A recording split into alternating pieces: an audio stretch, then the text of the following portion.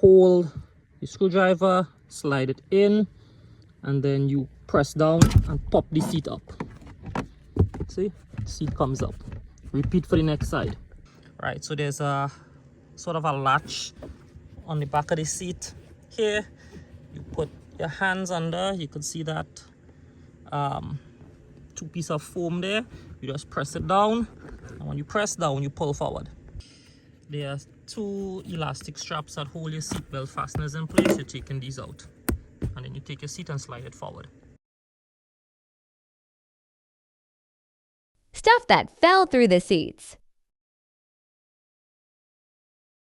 So now we have to take out two clips to remove this finisher here.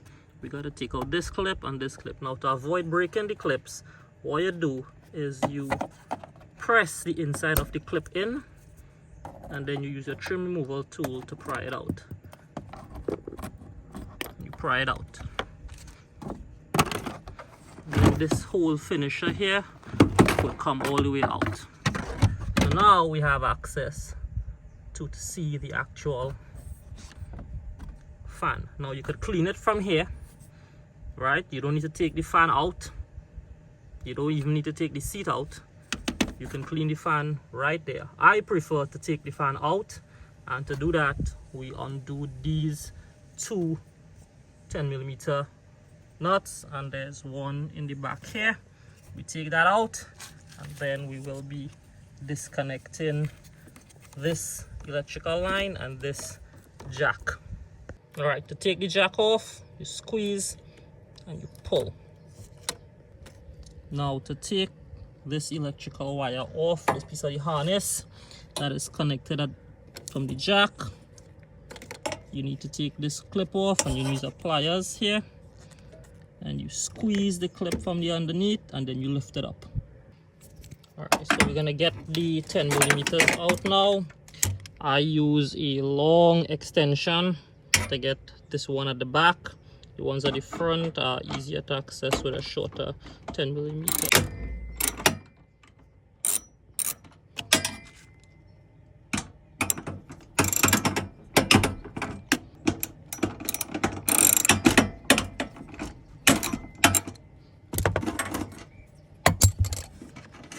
One, two, this guy, three. Now we're just gonna pull the fan out. Here's where the output of the fan, or the discharge from the fan, goes into the battery cooling duct. So you just give it a slight wiggle, pull it all the way through from the front. And here we have our fan out. As you can see, there's a lot of dirt on it there. It's not that bad compared to some others that I've seen, but we definitely want to clean that up. So we have our soft bristle detailing brush, and what we're gonna do is just we're gonna dust this sort of dirt off the wire mesh. You want to do this in a well ventilated area because this dust is very fine, and if you got sinuses or allergies to dust, you're going to be raising up quite a bit of dust here.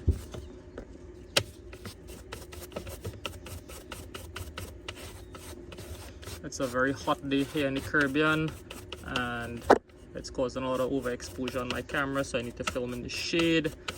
So you see me doing it in the trunk. So you're gonna clean all this up. So there are some little clips that you could undo to pull the whole filter off.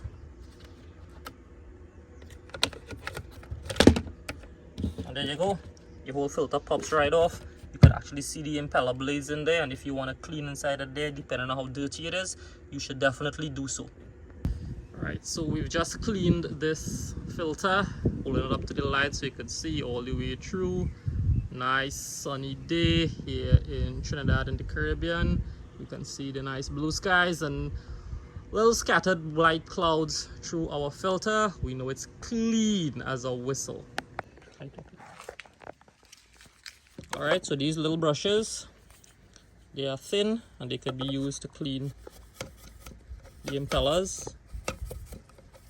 You use one finger, you hold the impeller from spinning, and then you turn it a little bit every time, and then you clean the individual impeller blades. Also, you can put you hold the impeller blades and you take the brush and you go up and down. So that way you're cleaning the individual impeller blades to get maximum cleaning.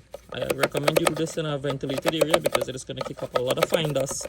If you have sinuses and allergies, this just might trigger them. So we have the vacuum here on blow, and we have a reduction tip, so we're going to get a lot of high pressure coming out the tip here. And what we're doing is we're putting it from the duct and we're blowing to clean the impeller blades, right? So it's going to blow the air inwards against the impeller blades and blow the dust out. Again, if you have sinuses and allergies, you might want to get some face protection. Alright, so to do this, you need to put one hand and hold the impeller blade from spinning while you blow the air, and then you release.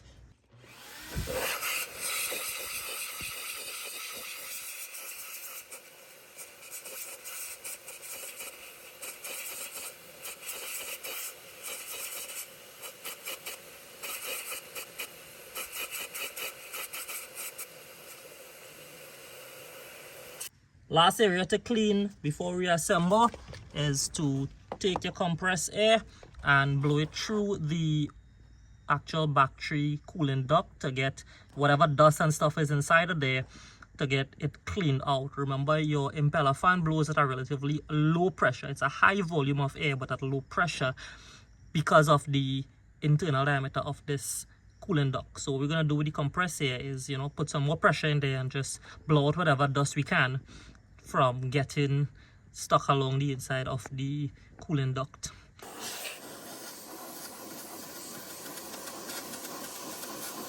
Okay, reinstallation time. You take your filter. There's a flat part on the side of the filter. You line that flat part up with this flat area here. And you just press it back into place. Make sure it clips at both sides. There and there. And this is now ready to be replaced into the vehicle. Alright, so make sure your battery ducting is lined up. Make sure your bolt holes are lined up, and a good guide is to make sure that this bolt lines up so everything is exactly as it should be.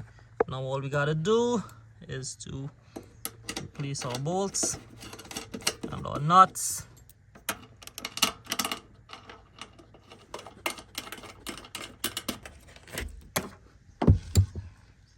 These don't need too much tightening, guys. Hand tighten. 1, 3. Give it a slight quarter turn to tighten.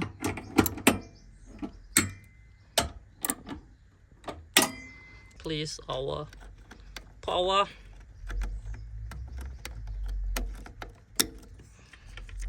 If you're gonna be cleaning this regular, you might want to leave this piece off, but hey, in the sake of doing a proper video, we're gonna put it in.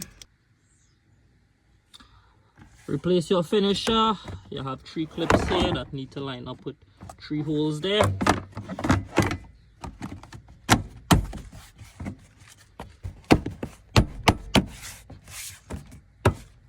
And that's it. Now you have to put your clips back in place. 1 and 2.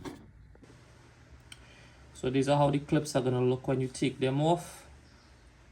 You'll see the head indented. What we need to do is reset these, because as they are, they won't fit back in the original position to lock. So this is the unlock position. We need to reset this. So what you do is you take these 2 clips, these 2 ends here, you squeeze them in. When you squeeze them in, you need to press this piece up. Alright, so it's a 2-handed operation. So you squeeze, and then you take 2 fingers, lock the outer ring, and you press. And there you go. The inside head will now pop up. Pull it out a bit, so the clip in the back here can squeeze in and fit into the little hole. And when you press down, it's gonna expand and lock. So this is the reset position before you can replace any of the finishers. Yep, so this is how it's going to look when you reset it. And then it's going to allow you to put this back in place right here.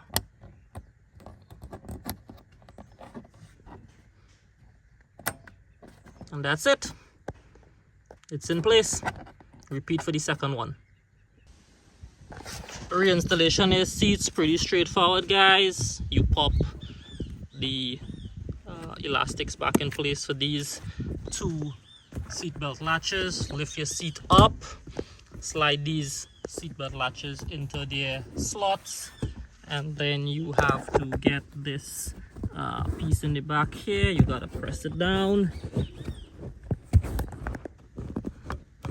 and you need to slip it under this black. You need to slip this piece of styrofoam or insulation underneath that black tab.